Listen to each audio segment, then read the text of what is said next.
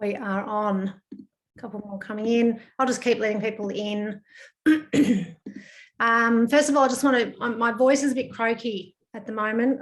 I've got a little bit of a sinus thing happening and it's just croaky, but hopefully it will last all the way through. Welcome everyone. It's nice to have cameras on if you can, so we can all be together, but understandable if you can't. And of course, this is being recorded. So the recording is only going to be used for anyone who's registered for open session. And if you've registered for tonight, you'll get it, but also anyone who's registered for the past two, because I didn't clear the list out. And I think that's what we'll do next year. That's okay, no problem. Just if you can, it's nice to have people's faces. So just to begin with, I'm going to mute you all now, actually. Get you all muted. Great.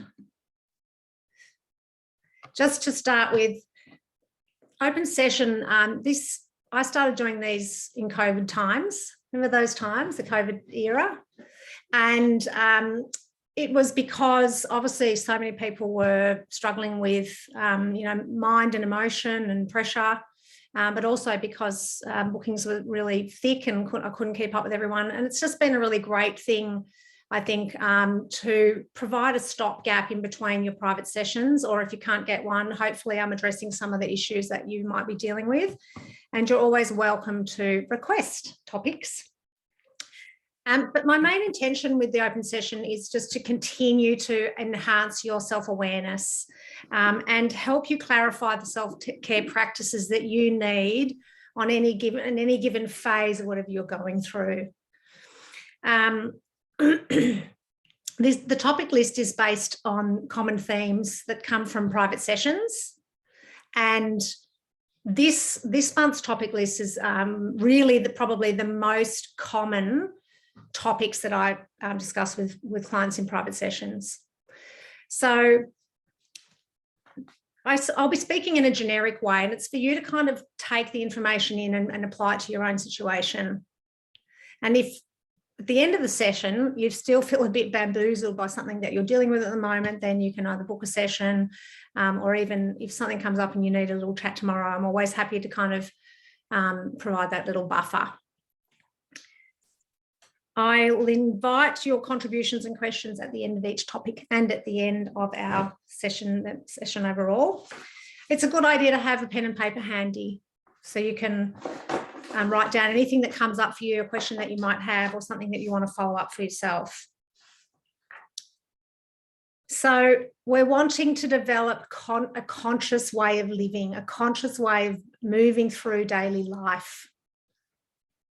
So we're clear about the choices we're making and are clear about our values. And this is where we get, a stronger sense of inner peace from, when we're feeling sure-footed about how we're moving through our life.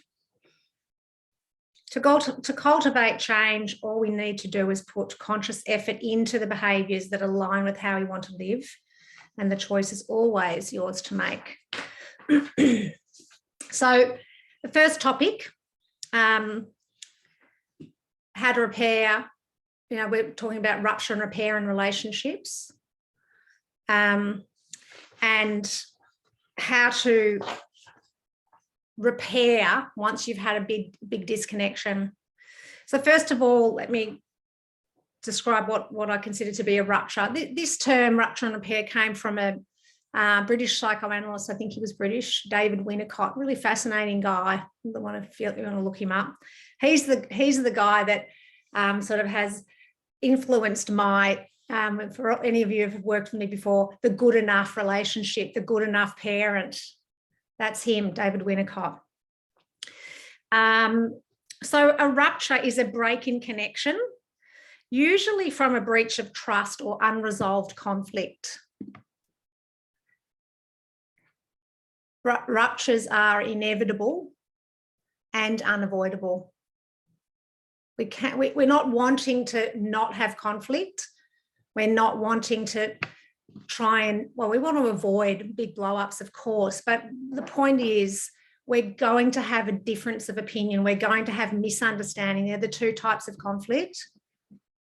Difference of opinion, we're talking about that's a glass of water and it's half full or it's half empty. It's a difference of opinion. No one's right or wrong.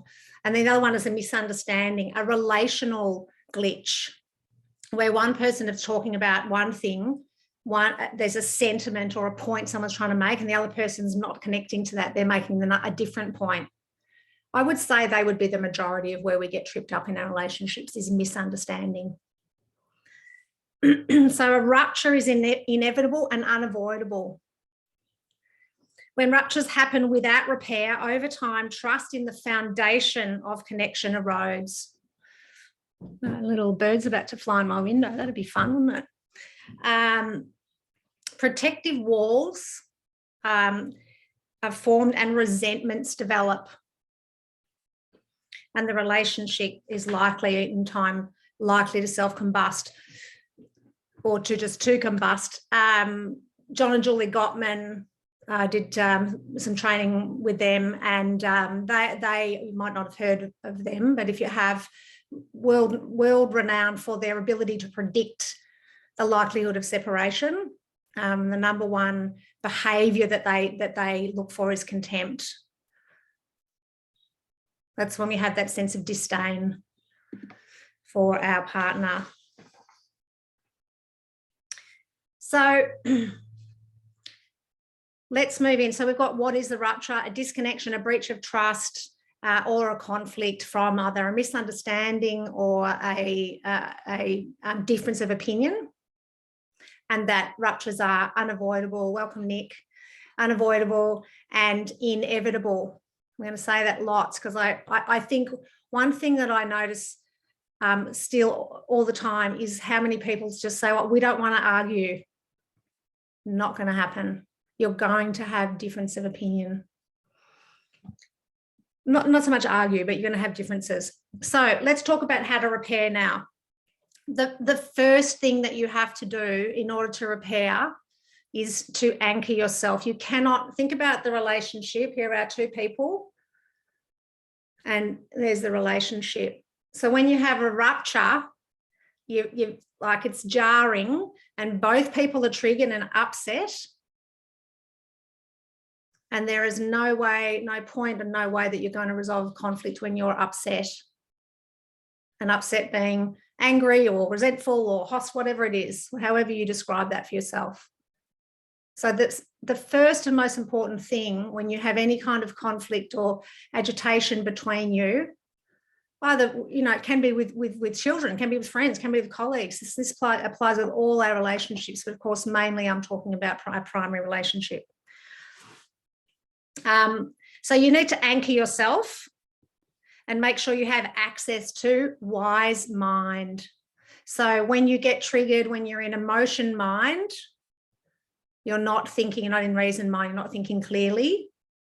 We want you to be in wise mind, which is to have the facts and the details and the data and the emotion and anchor in that, and then get clear on what just happened and what do you want to say and how do you want to say it. And one thing that I've practiced and just found just profoundly helpful over time is what I call them for myself, buying myself some time. If I'm not sure that I'm calm enough, if I'm not clear enough, if I don't have clear mind back, I'm not going to say anything. Really helpful. I saw, Seneca, the Stoic philosopher, Seneca. The best remedy for anger is delay. Love that. So anchor yourself and get full access to wise mind. Wise mind is our adult mind. That's the part of us that's really connected to our values and very clear about how we're wanting to behave. And for those of you new to sessions with me, behaviour is speech and action. And speech and action starts as thoughts. Thoughts are seeds of our speech and action. So we want to have our wise mind to think about the episode or event that's just happened with a balanced and compassionate view. A balanced and compassionate view of what happened, and compassion for myself. That's where I do my anchoring. I'm reassuring myself it's okay. You might have said something, whatever. I'm just really not being hard on myself and being gentle. And to remind yourself within that compassionate view of self and other that neither person ever actually wants to hurt the other person. It's never an intention that we want to hurt our person. It's a byproduct of self-protective behavior. Again, speech and action. So I get triggered, I go into defense mode and I say something spiky or stingy to protect myself, but it has an impact on the other person. Okay, so that's the first and most important step before you start repairing the relationship. Remember, the relationship is the two people merging together, is to anchor yourself and get access, make sure you've got access to wise mind, and however long you need, take that time. Now, a 4-step repair practice, a values-focused practice guided by the overarching value of humanity, that we are both vulnerable to self-protecting behaviours, to be emotionally triggered. Emotional triggers, memories of the past that get triggered into the future, and what's happening now either is a repeat of or feels like a past event. So a values-focused practice guided by the overarching value of humility. Step 1, be willing to apologise. Who's not very good at that? All of us from time to time, probably. It is hard to apologise, and I've been doing a bit of reading. Hilary Jacobs Hendel, I think her name is. She's written a book about apologising. She's a pretty interesting woman. And she's got some really great points that, you know, when you apologise, it has to be unreservedly. You're apologising for how you've impacted the other person, or you're apologising for your behaviour, and there cannot be a but after it or any kind of additional statements. So that's how you deliver an apology, wholeheartedly, unreservedly. And receiving an apology is always with grace. Thank you. Not, well, yeah, well, you should have thought about that before, or, you know, the rebuttal that we give sometimes when we get an apology just cancels the whole thing out, and then we end up triggering each other again, and away we go on another problem that we've now got to repair. The apology needs to be in I language, I, and only refer to your own misstep. You know, I'm sorry I said that. I definitely didn't mean to say that. It came out the wrong way. I just got triggered, and I'm really sorry that I said that. So I'm not admitting I'm wrong, for those of you who are thinking, well, hang on, why would I apologise if I haven't done anything wrong, which is what happens a lot in arguing. What you're apologising for is what you've done, which is you can see is out of alignment with your values and has impacted the other person. You're apologising just for that. And it is a step into connection. When we're working on repair here, we have disconnected, and now we're making steps to reconnect, and that is step one, apologising. Now, it's step 2, compassion and forgiveness. So understand that neither of you intended to hurt each other, and it's a common misstep that comes from this protection rather than connection. The 2 main moves that we make relationally when our hackles start to go up, the 2 main temperaments, apart from the secure temperament, which tends to be able to stay quite centered, but we've got our dependent temperament, which pursues for connection in order to feel anchored. And then we have the more avoidant temperament, which withdraws from connection in order to feel anchored. So both people are making moves of protection or connection. And really, relationally, that's all we're ever doing.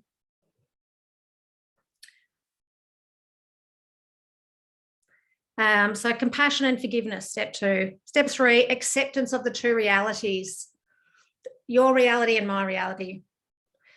The way in which I interpret what's just happened, the event or the episode, is my reality. And remember, it's coming through my filter of my life experience. of our relational experience, the history that we might have together, or whatever's happened before that, before we even met. So my perception of what's happening is my reality, and I have to accept, I have to really remind myself, and this is why we need wise mind, is to have a balanced view and accept that the other person's reality is different to mine. And that doesn't mean that there's someone who's right or wrong. We both need to validate each other's experience without it being right or wrong. Then we can get into who said what and what's going to happen next. But accepting and acknowledging the two realities is a really, really important step in repair. And it's really good for you to do.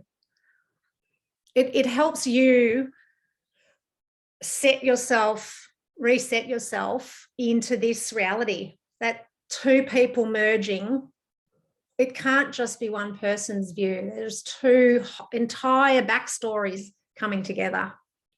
Make sense?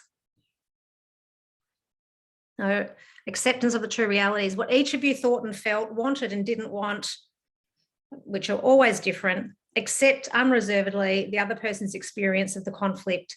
And again, this is not giving in. You are not giving in by saying, I understand what you're feeling.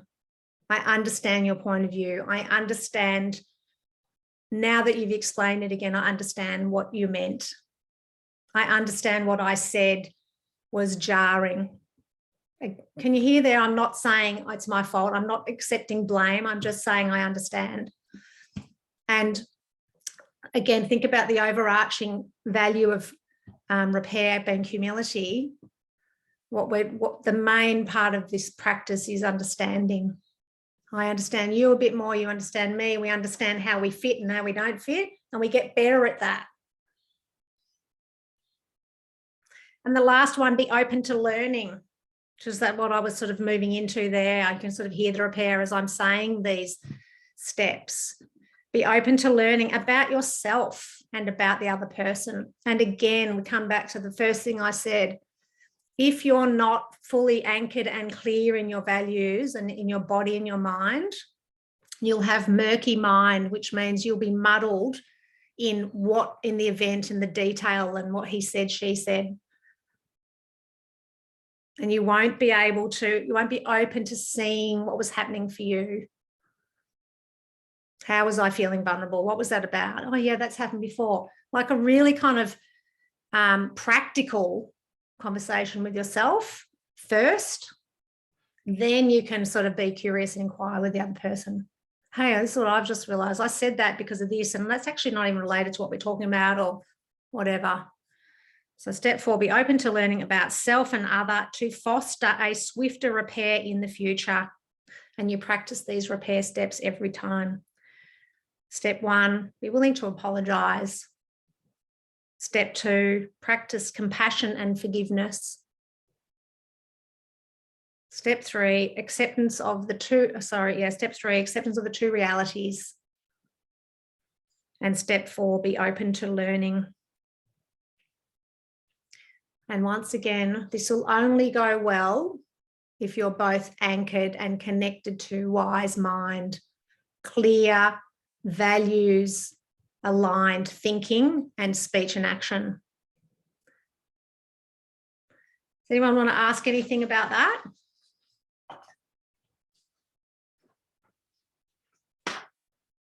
Good, because we've got a lot to go through tonight. I don't know why I put so much on the list tonight. I think I was like, oh, it's the last one. I've got to pack so much in. You can always ask questions at the end anyway, but I'm just going to play on.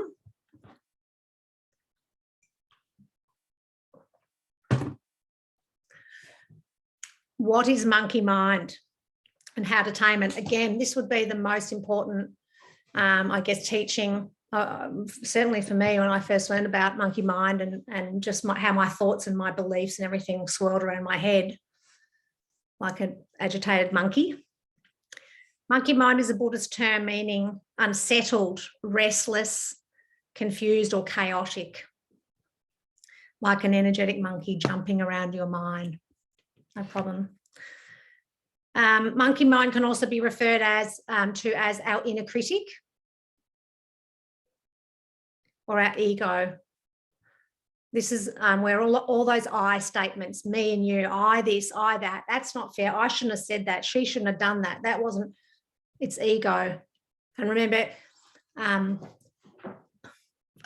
having a laugh at myself because I'm about to name skyhooks. For those of you who know who skyhooks are, but yeah, ego is often referred to in a really negative way, but actually ego is just an inevitable part of our human experience. What we need to do is clarify how we want to behave and use our ego to stay in line with that. That's why when we're not clear about it and we have very chaotic behavior, it's because we don't really know what matters, how we want to be. So it is part of our mind that places a high value on order and control, yet ironically, our monkey mind is anything but ordered, isn't that? Everything's just going on. And there's lots of parts of the self having conversations about, well, I don't know about that. Well, why wouldn't I do that? Well, that's because that's going to bring me more pleasure and comfort. And that's going to, yeah, but that's the most important thing because, you know, she wants that. All of that's happening. You can see I understand it. When we observe or fixate on the activity of our monkey mind, it creates a feeling of chaos and confusion. And when you're observing that happening, then you can even become anxious about that because you don't feel anchored. It's a flighty feeling. Now, I want to do something that I've never done before. We have got time, if time. I have a 4-minute video about monkey mind from the Tibetan Buddhist teacher and master Yongey Mingyur Rinpoche. And watch me go in this technology right now. Now, I can everyone see that? Great. I know that the sound when you share a screen on a video can be a bit soft, but it's subtitled. So just here he comes. 4 minutes we've got. Monkey mind is not bad, not good. The important is the relationship between you and monkey mind. So if you treat monkey mind as your boss or enemy, then the problem. Monkey mind is restless, crazy. You don't want to have crazy boss. Or if you try to fight with the monkey mind, then monkey mind become your enemy. Then you have enemy always there in your mind. But if you make friends with the monkey mind, and actually monkey mind is quite good. Okay. Monkey mind is useful. Then eventually monkey mind transforms into wisdom, love, compassion, awareness. So therefore, the relationship with the monkey mind is really important. So the one of the important thing is to really make friends with the monkey mind, you have to get to know each other well. That's very important. So now I will tell you a little bit about how monkey mind making the problem. Okay? So one day you went to bathroom and look at the mirror. And suddenly you see something in your face.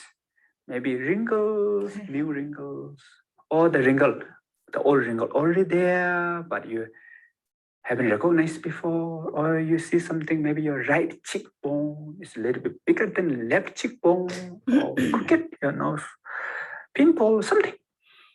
So then the monkey mind says, oh dear, some problem in my face, the cheekbone. Then you are a little bit worried. And after finish the, using bathroom, you come back and you might have breakfast. And while you're having breakfast, you're thinking about cheekbone again. Oh, cheekbone, yes. What happens is in the brain, there's neurons, what I call gossipy neurons. They love gossip. And they're talking each other. Oh, cheekbone is ugly, ugly face, ugly face. And then more and more neurons, they join together and become group. And the group is become bigger, bigger. So how to work with monkey mind, right? So the key point is, if you try to fight, it doesn't work. If you listen and believe, I'm ugly, yes, I have cheekbone is terrible, it doesn't work. So what you have to do is, for the meditation practice is, we need to free monkey mind with a very skillful way. So what is the skillful? Make friends with the monkey mind. And how to make friends with the monkey mind? Giving banana doesn't work. So you need to give job to monkey mind. If you can give job to monkey mind, then you become boss. Monkey mind become your employee. And the job is all these different meditation techniques. And slowly, slowly, your mind become more calm, peaceful, not only calm and peaceful, pliable, walkable. So now, monkey mind become more better, nice, wiser, kind. So then monkey mind become benefit for you. So the matter is the relationship between you and monkey mind. That is the matter. But the monkey mind is not bad, not good.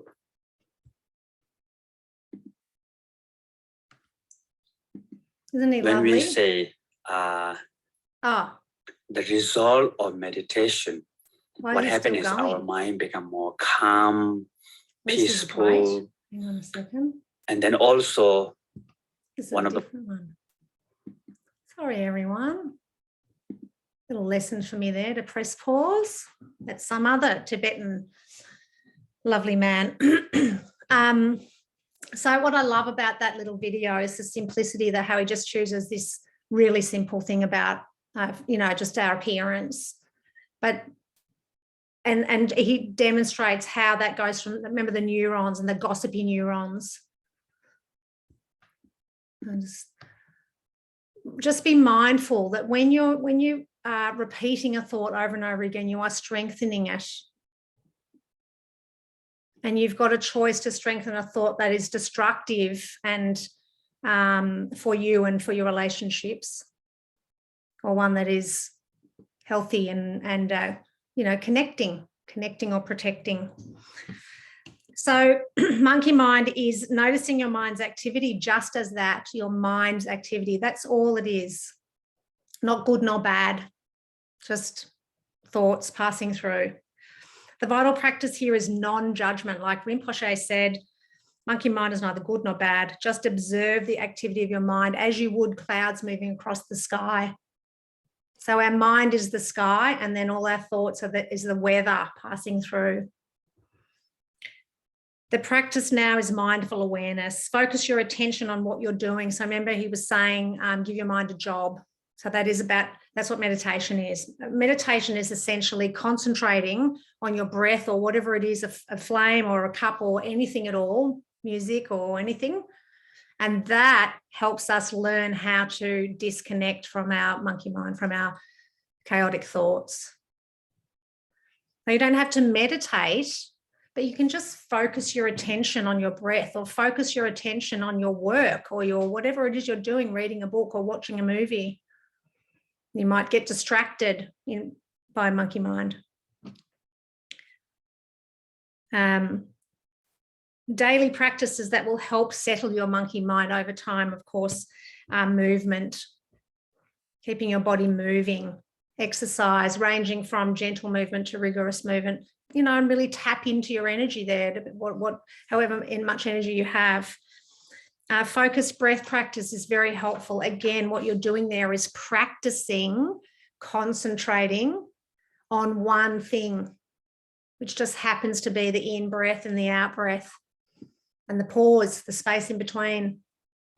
If I close my eyes and I just focus on in breath, hold, out breath, hold, and I keep doing that, am I thinking? Not thinking, focused. And again, just to reiterate, that is important and helpful because you're training yourself to unhook from your thoughts. Writing is really helpful too. If you're going through a particularly difficult time, I really recommend writing. It's just like a brain dump, and you'll be surprised at what comes out. There's no judgment about it. it's really a way of giving yourself your own therapy session in a way. That's really talking through it on paper, reading it, going, well, that makes sense, and that's fair enough, and organising it all so you can anchor. So that wraps up our monkey mind, how to tame it.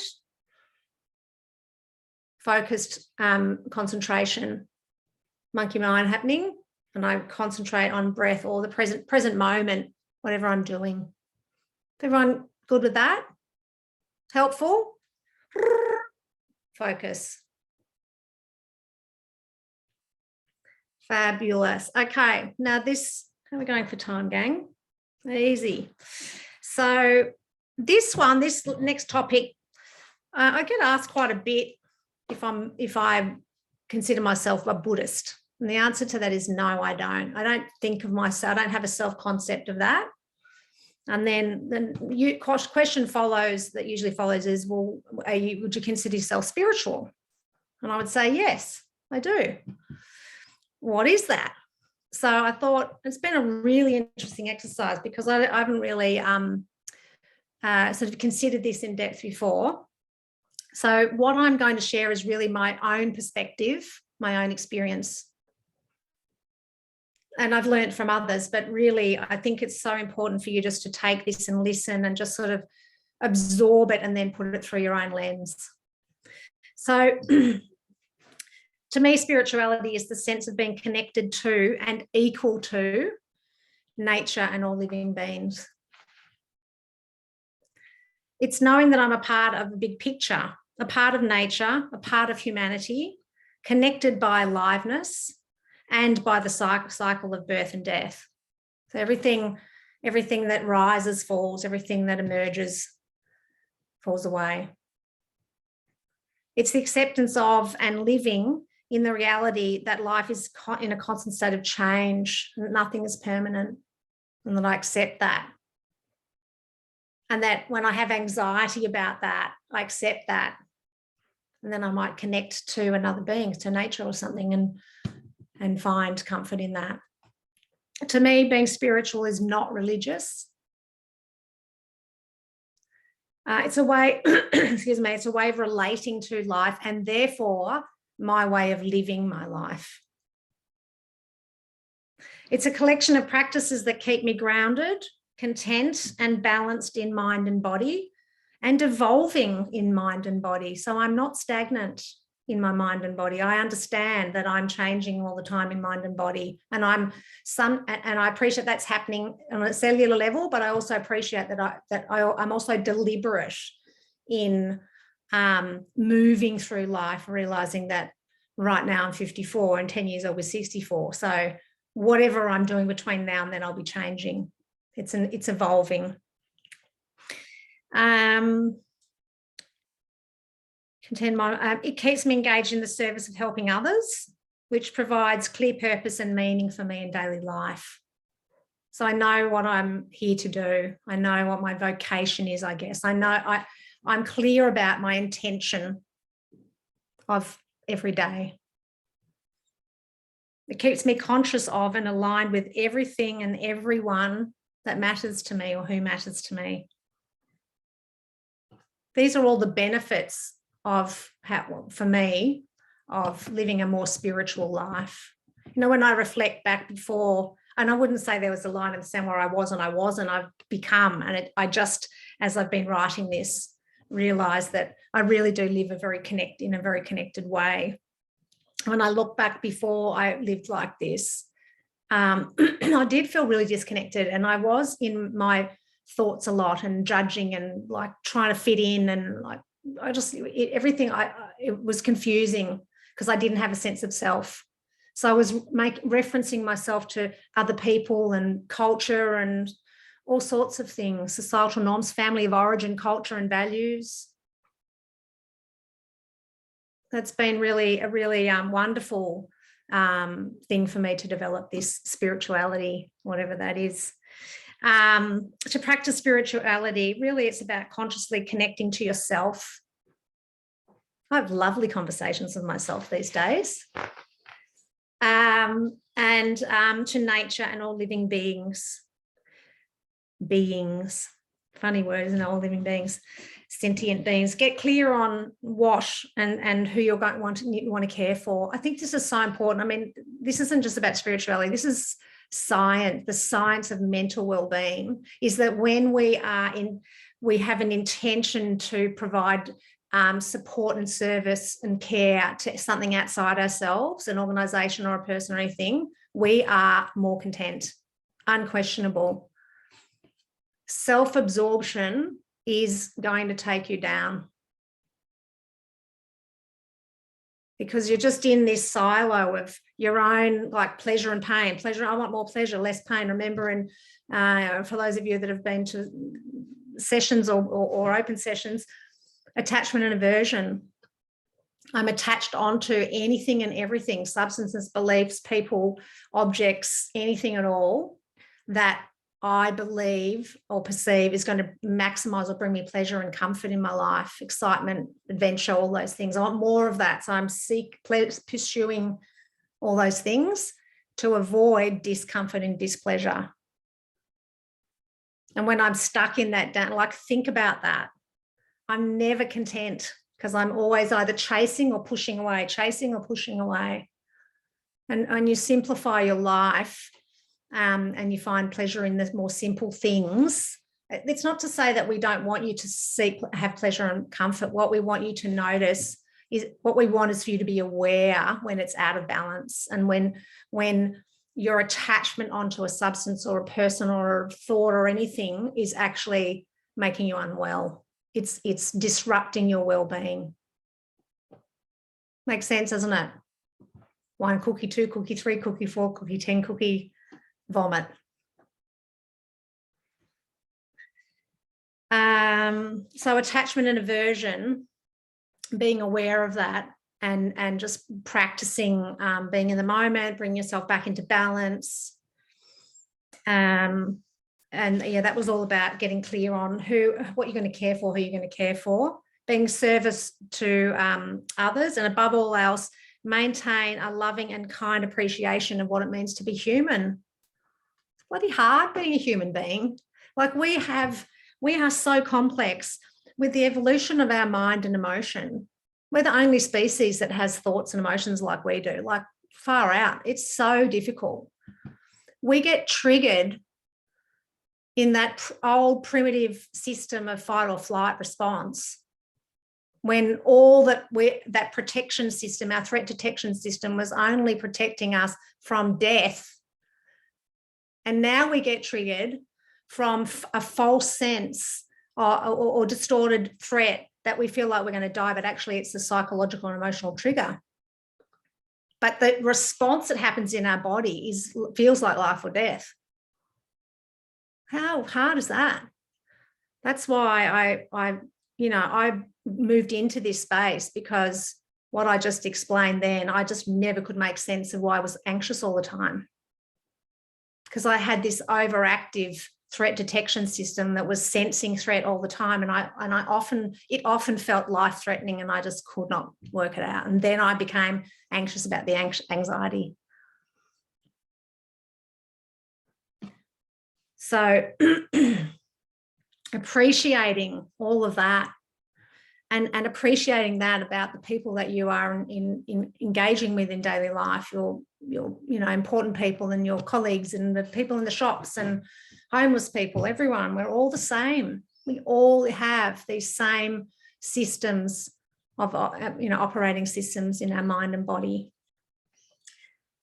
It is a tough gig for sure, and at times profoundly beautiful and incredible, don't you think? Sometimes life is just so like, wow. I actually worked with this guy. I love this story, who was drinking too much, getting really drunk a lot and causing lots of problems in his marriage, and was all pretty ordinary. And he stopped drinking. And when I next saw him, I said, "Oh, how's it going?" And he said, "Oh my God." That's what he's like. "Oh my God.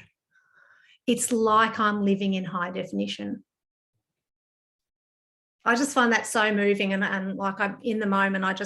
That is exactly how I feel like I live a lot of my life, because I'm not dulling and numbing and just trying to escape from where I'm at. Even the hard bits I'm present for. But isn't that lovely? High definition. And that is about really appreciating the colour and the sound and everything that comes in daily life. So that's that's a real sort of self-disclosure there of what it means to me to feel spiritual, be spiritual, live spiritual, whatever it is. And I hope that's helpful for you to take away and add some practice into your daily life. The last thing that I had here, which I often do, but because I'm sort of not going to be doing an open session till probably Feb next year, I would say, and I'm kind of I'm rethinking how we might do it, who's in. I'm going to send a little survey when I get around to it, probably in, I don't know when, but health and wellbeing pep talk. So important that you are all attuned to your health and well-being, and that you are all committed to your own practice and activities of maintaining mental, emotional, and physical health and well-being. The 5 self-care practices that are that I practice and are in the retreats and that I talk with clients about are eat, move, sleep, calm, connect. So eating nutritiously, in a balanced diet, not too much, not too little. What does Michael Mosley say? Eat food, mainly plants, and not too much. How good's that? Eat, move every single day in different ways. Think about for those that don't know, I was a personal trainer and Pilates teacher for 15 years. So, I'm really conscious of moving my body. I'm conscious of my cardiovascular system. I'm conscious, particularly now in my mid-50s, of mobility and flexibility. So mobility being joints and structure, and flexibility being tendons and muscles. And we've got heart and lung function, cardiovascular, and then we've got strength, postural strength, and global strength. There's lots to think about in there. And as we're getting older, we need to be devoting more and more time to health and wellbeing activities than our work. Got it? Sleep and rest. So sleep.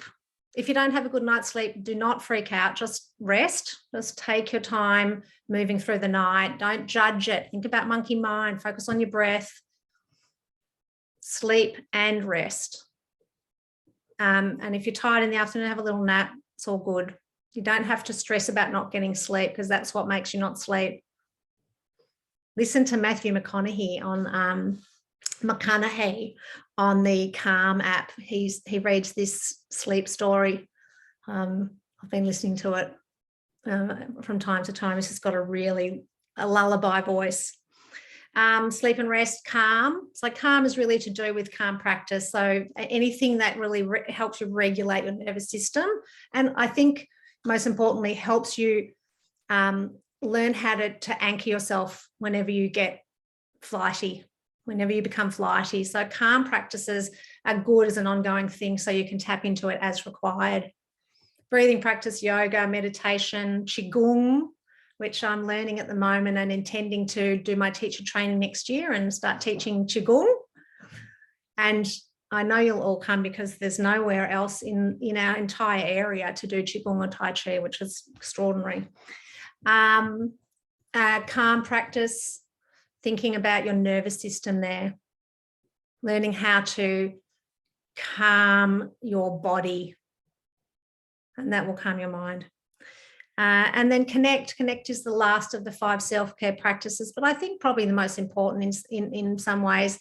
Connect first of all to yourself and to your values, and then that sort of takes you to the top. That's what helps you to practice and be disciplined about maintaining health and well-being.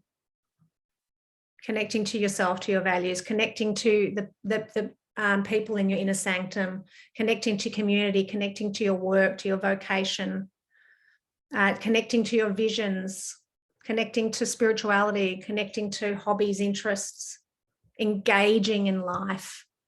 This is where the richness is in connection, in our relationship with people, in our relationship with tasks and time.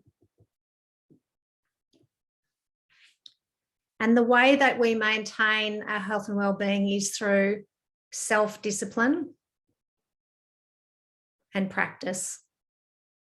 Practicing our mind training, practicing our emotional anchoring, practicing being disciplined to do our exercise.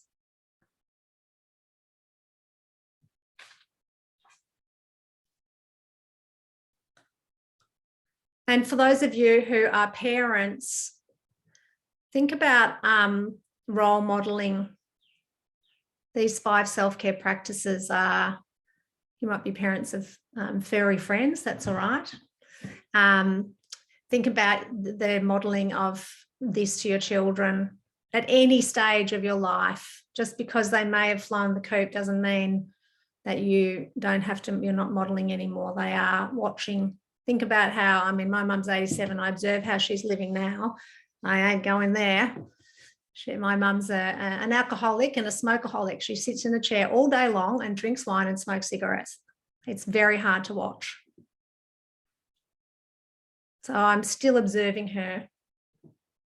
My daughter's 19 and I'm sure she's observing me, and I hope that how she sees me live my life, it's all unconscious, of course, is something that she will kind of follow in her family of origin, culture and values, which we all have.